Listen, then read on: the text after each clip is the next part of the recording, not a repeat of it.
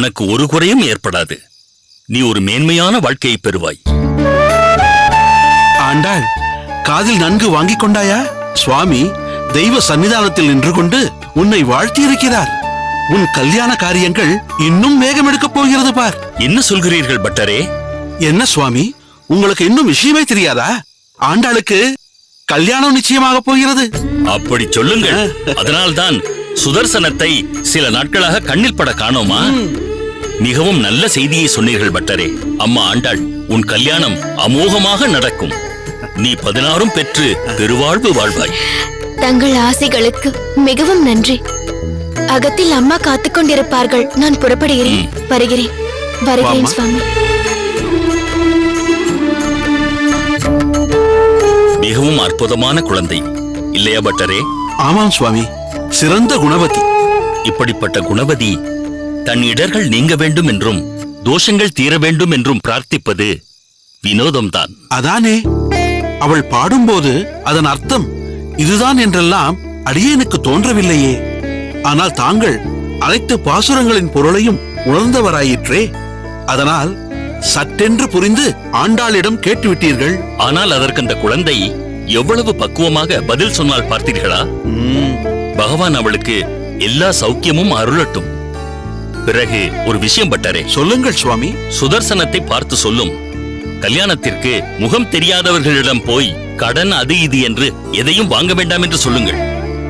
கல்யாணத்திற்கான மொத்த செலவையும் அடியேன் ஏற்கிறேன் என்று சொல்லுங்கள். ஒரு உத்தமருக்கு செய்யும் உதவி அந்த பரந்தாமனுக்கே செய்யும் சேவையாயிற்றே. பாவம் சுதர்சனம் கல்யாண செலவை எண்ணி கலங்கிக் கொண்டிருப்பார். அடியேன் சொன்னதை அவசியம் தெரிவித்து விடும். அவசியம் தெரிவித்து விடுகிறேன் சுவாமி. சரி, அடியேன் பிரதட்சணம் செய்துவிட்டு வருகிறேன். பாருங்கள்.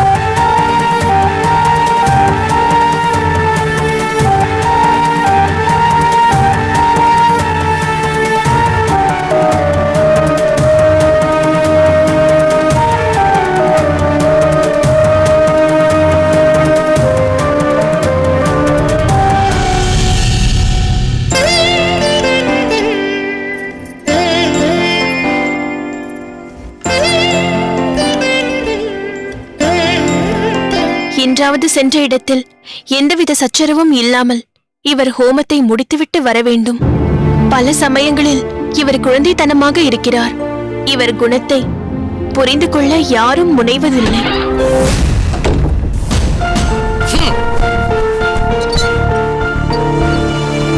ஏதோ கோபத்தில் இருக்கிறார் என்பது தெளிவாக தெரிகிறது.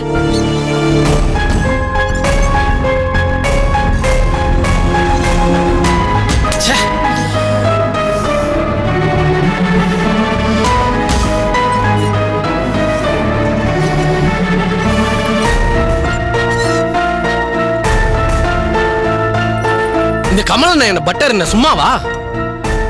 எகத்தாளமும் பரிகாசமும் செய்வதற்கு அடியேனும் வேத சாஸ்திரங்கள் பயின்றவன் தான், வரைமுறைகள் தெரிந்தவன் தான்.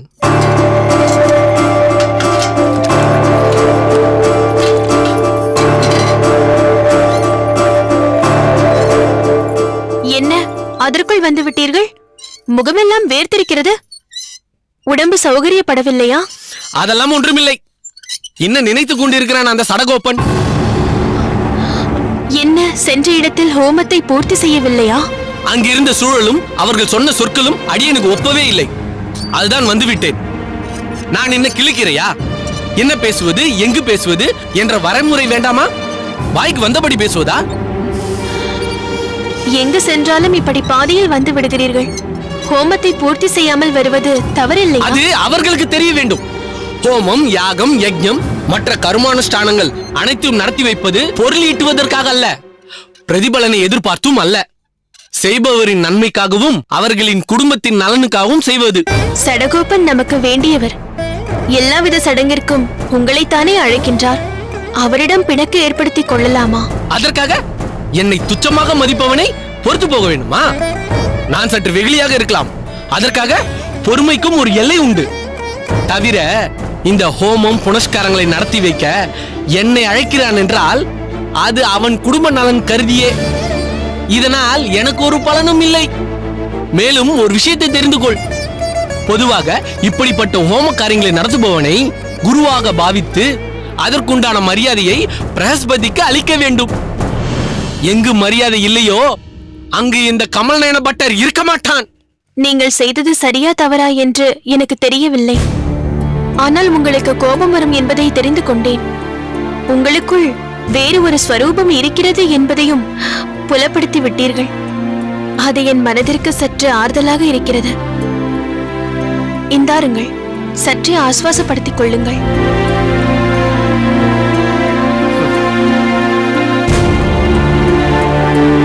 அப்பா,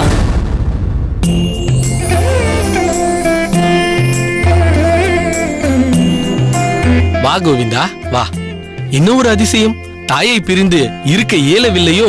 நீங்கள் கேலி பேசினாலும் அதுதான் உண்மை.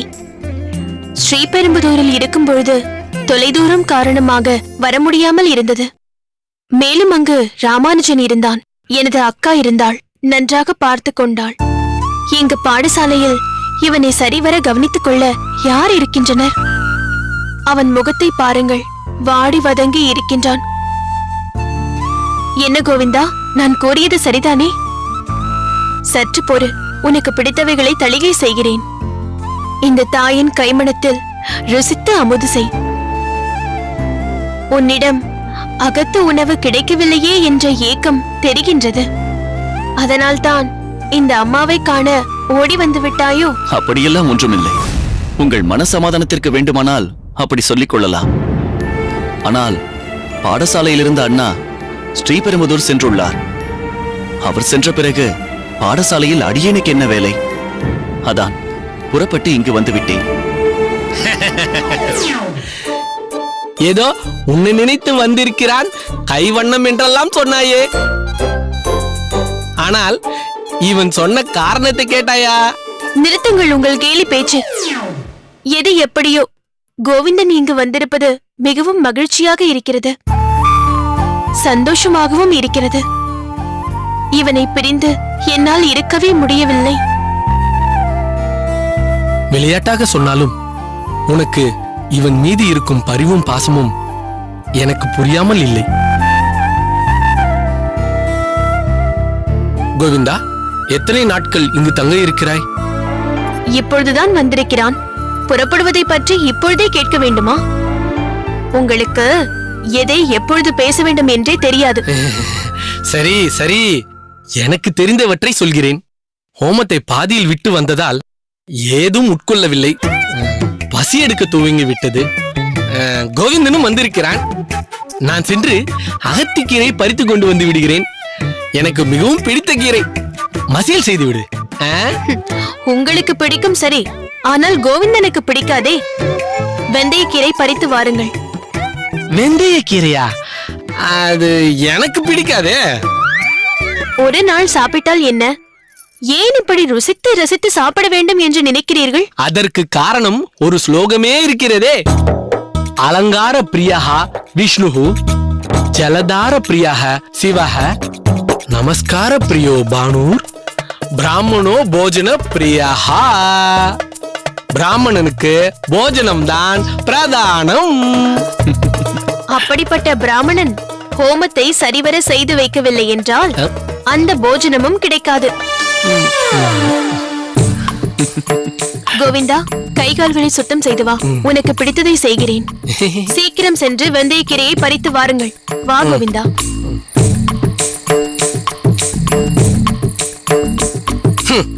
உரலுக்கு ஒரு பக்கம் இடி என்றால் மத்தளத்துக்கு இரு பக்கமும் இடி. எனக்கு வெளியேயும் மதிப்பில்லை, அகத்திலும் மதிப்பில்லை. நாராயணா நாராயணா. என்ன அங்கே சத்தம்? ஒன்றுமில்லை, நீ தலிகையை நன்றாக செய்ய வேண்டும் என்று பெருமாளிடம் பிரார்த்தனை செய்து கொண்டிருந்தேன். ஒன்றுமில்லை. நாராயணா நாராயணா. இப்போதுதான் அடியேனின் மனதிலிருந்து ஒரு பெரிய பாரத்தை இறக்கி வைத்தது போல் இருக்கிறது. பெரிய நம்பி, நீ சுமந்த பாரத்தை இறக்கி வைத்த புண்ணியவதி உன் அருகிலேயே இருக்கிறாளே.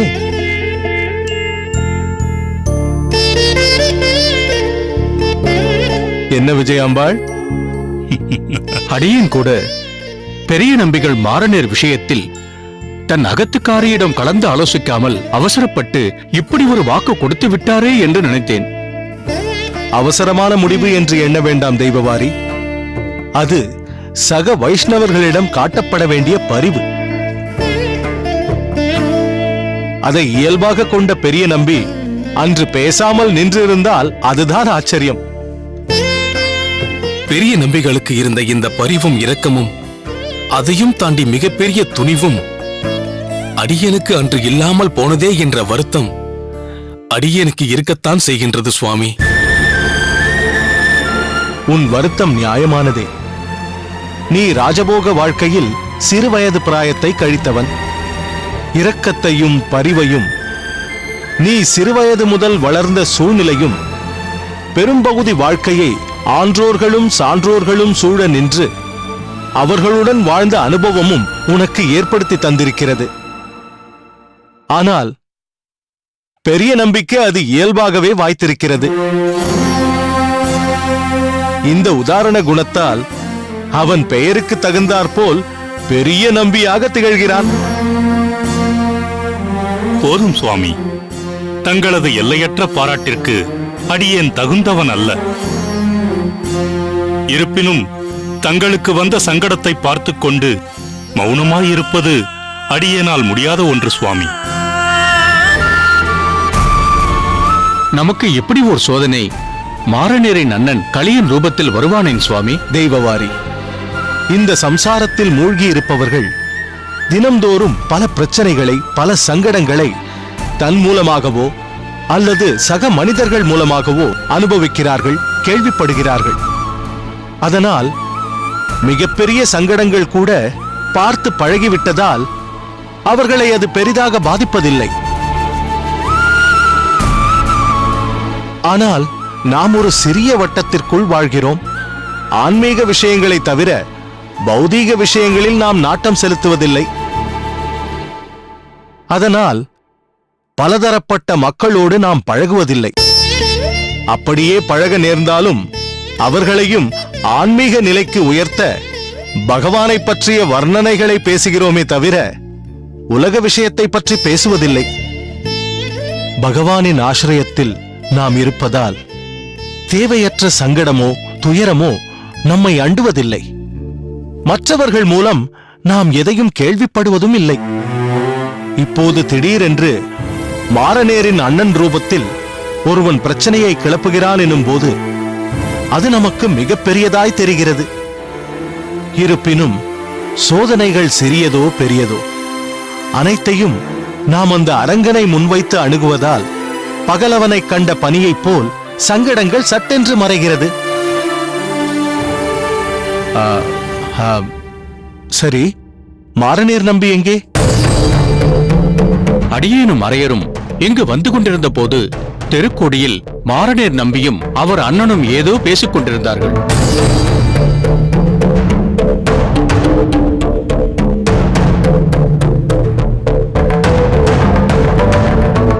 நாங்கள் எதுவும் பேசாமல் வந்துவிட்டோம் சுவாமி. பெரிய நம்பி, மாரநேர் அண்ணனிடம் வாக்குறுதியை திண்ணமாக எடுத்துச் சொல்லியாகிவிட்டதல்லவா? ஆம் சுவாமி, தங்கள் முன்னிலையில்தானே நாங்கள் இருவரும் மாரநேரை மானசீக சகோதரனாக ஸ்வீகரித்தோம். மாரநேரின் அண்ணனும் அதை கேட்டு மிகவும் மனம் முகந்தாரே. ஆமாம் ஆமாம். ஆனால் இவ்வளவு நேரம் அப்படி என்ன அவர்கள் சம்பாஷித்துக் கொண்டிருப்பார்கள்? ஒன்றும் புரியவில்லையே. சாமி,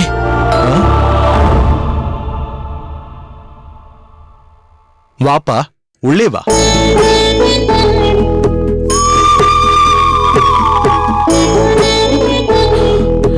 கும்பிடுறேன் சாமி, என் ஆசீர்வாதம் பண்ணுங்க.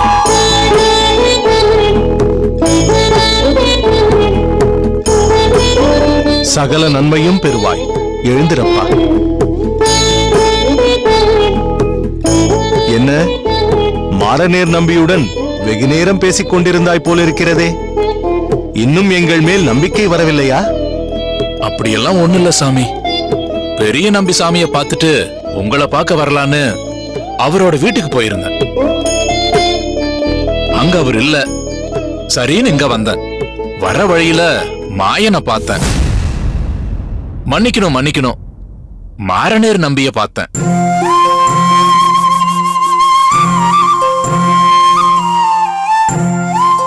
ரெண்டு பேரையுமே பார்த்துவிட்டேன் சாமி. நீ என்னைக்கும் இவங்கள மறக்க கூடாது, நான் தேவையில்லாம உன் வாழ்க்கையில குறுக்கிட்டேன்னு மன்னிப்பு கேட்டுக்கிட்டு இருந்தேன் சாமி. கூட பிறந்த சொந்தங்கிறத விட குரு சிஷ்யங்கிற பந்தம் ரொம்ப வசந்ததுன்னு இங்க வந்ததுக்கு அப்புறம் நான் தெரிஞ்சுக்கிட்டேன் சாமி. நீ இதை சொல்வதை கேட்கும் போது மகிழ்ச்சியாக இருக்கிறது. இங்கு யாரையும் யாரும் அடிமையாக பார்ப்பதில்லை. அடியார்க்கு அடியாராய், தாசானு தாசனாய் தான் பாவிக்கிறோம். அடிமை என்றால் இந்த திருவரங்கத்தில் உறையும் அரங்கனுக்குத்தான் அடிமைப்பட்டிருக்கிறோமே தவிர சாதாரண மனிதர்களுக்கு அல்ல. வாய்க்கு வந்தபடியெல்லாம் இந்த பாவி பேசிப்புட்டேன். நீங்க பெரிய மனசு பண்ணி உங்க கருணையால என்ன மன்னிக்கணும் சாமி. நல்லவங்களோட தான் இங்க என் தம்பி இருக்காங்கிற தெம்புல நான் ஊருக்கு போகலான்னு இருக்கேன் சாமி. எனக்கு உத்தரவு கொடுங்க சாமி. எனக்கும் கொடுப்பன இருந்தா சீக்கிரமா இங்க வந்து சேவை செய்யலான்னு நினைக்கிறேன் சாமி.